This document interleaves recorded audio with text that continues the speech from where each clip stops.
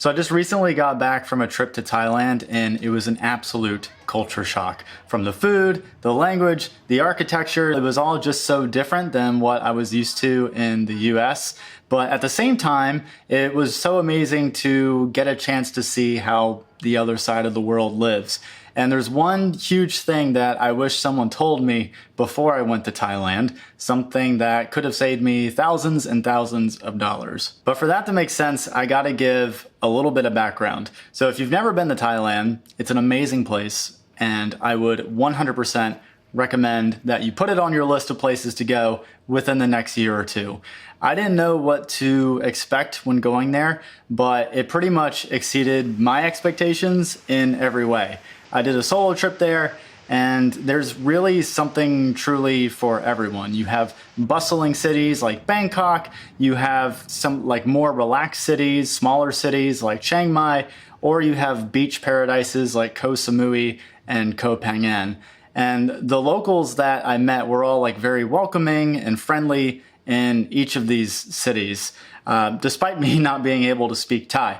Now, I did try to learn some like simple Thai phrases like hello and how are you, just to show that I was like trying to make an effort in adopting their culture. During my time in Thailand, I ate an extraordinary amount of food, tried new dishes like khao soy curry, which is honestly like one of my favorite dishes now. I enrolled in cooking classes. I walked alongside and fed elephants in the jungle. I visited temples in Bangkok. I reached the tallest point in Thailand called Doi Intanon. I became scuba open water certified. I got a lot of Thai massages since they're so cheap. Not the dirty kind, the normal kind, just want to throw that out there. And I met a lot of other locals and foreigners and just like so many other things. It was honestly like one of the best, if not the best trip I've ever taken in my life. And this leads me to what I wish I knew about Thailand before I went, in that it is addicting and I want to go back and keep going back. I did not realize how much I was going to fall in love with this place, whereas with other places that I traveled, like Ireland, I had fun going there, but I don't have like a huge draw to want to go back. But with Thailand, I would honestly go back next week, even with it taking almost 30 hours to get there and costing over $1,000 when we're talking about plane tickets. But even with those obstacles, I would absolutely go back. So just know, like, if you go to Thailand, be warned, because you will become addicted, and we'll be planning your return trip pretty much right when you get back, or at least that's pretty much what I'm doing. So I think there's three main reasons why people tend to fall in love with Thailand, or at least this is what I feel like is the case for me. And the first is culture, and I touched on this before, but like everyone that I've encountered in Thailand has just been really friendly and welcoming, and many people adopt this mindset that's labeled as Maipin Rai, which essentially is a Thai phrase for no worries. It's like the Thai version of Hakuna Matata. So whereas in the US, a lot of people kind of have this, I don't know, they kind of dread their daily existence, or at least a lot of people do, and they outwardly show it. I've found that, at least for most of the people that I encountered in Thailand, people seem to like, I don't know, seem to be enjoying life. And even people that are working in like restaurants and stores that I encountered, they're just friendly, and they don't, they don't necessarily feel like they're dreading their day job like a lot of people do in the US. So I just found that to be really refreshing. Now, it's not to say like that doesn't exist. Like, I'm sure there's a lot of people that, you know, do not adopt the Maipin Rai lifestyle, and they kind of do maybe dread their day job or whatever.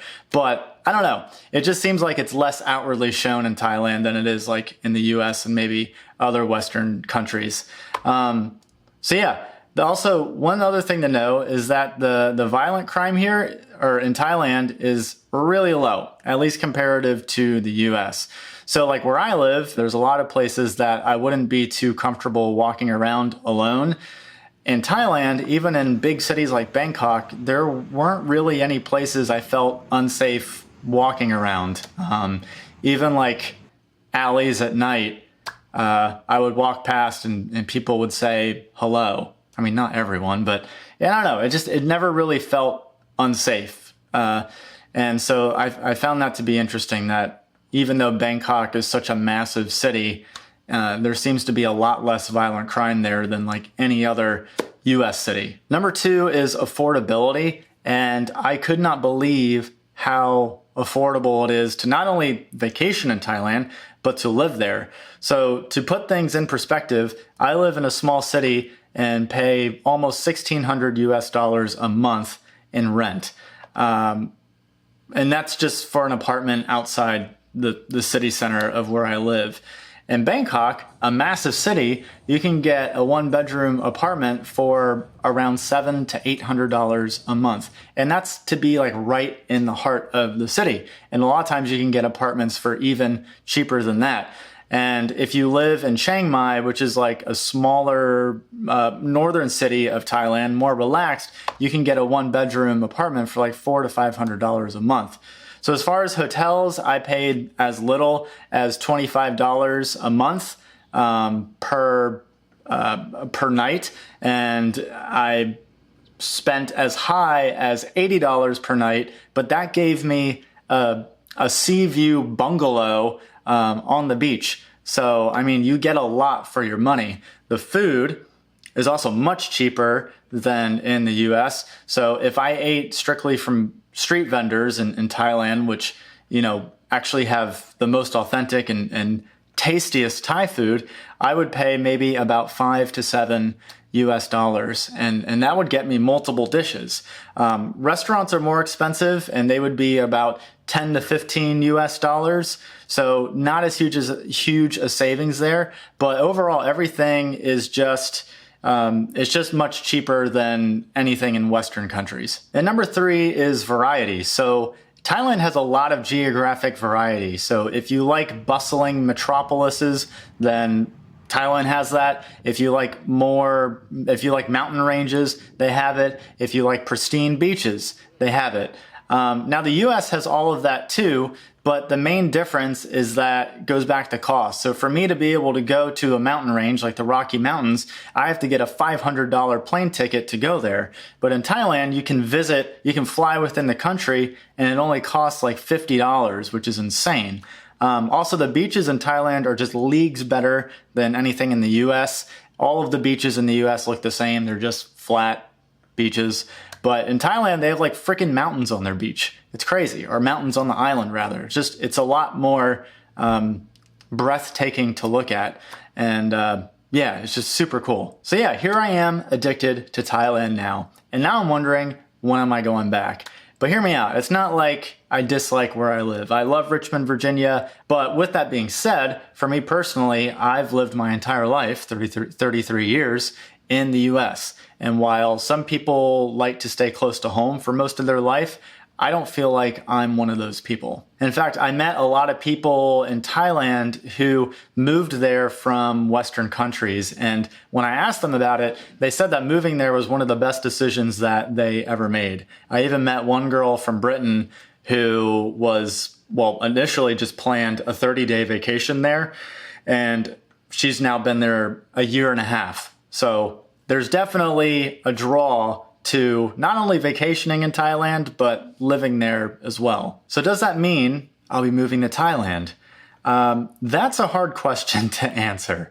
I have to look at things fairly objectively because I visited Thailand as a tourist, meaning that I was not working. I had no responsibilities, and my days were revolved around doing fun things. Obviously, that lifestyle is very attractive, but would that same appeal be there when I add back in my responsibilities? Building my dreams of being a creative solopreneur requires focus and time, so I have to view my potential of living there through that lens. Now, the big benefit of living there is cost, and it makes my dreams of wanting to be a solopreneur much more of an attainable reality because I only need to make about $1,500 US to have a comfortable life in Thailand, whereas in the US, I would need to make about $4,000 minimum to have that same comfortable lifestyle. And that's a massive difference and explains why a lot of digital nomads end up moving to places like Thailand or Bali. It's just so much cheaper. So I guess I really don't have an answer as to whether or not I move there. Perhaps that is a story for another video, but I do know at minimum I will 1000% be going back. And so just know before you go, Thailand is very addicting. And by the time you come back home, you'll be wanting to plan your next trip there. But I encourage you to go because it'll probably be one of the best trips that you take. I hope you enjoyed the video, and I will see you in the next one. Take care.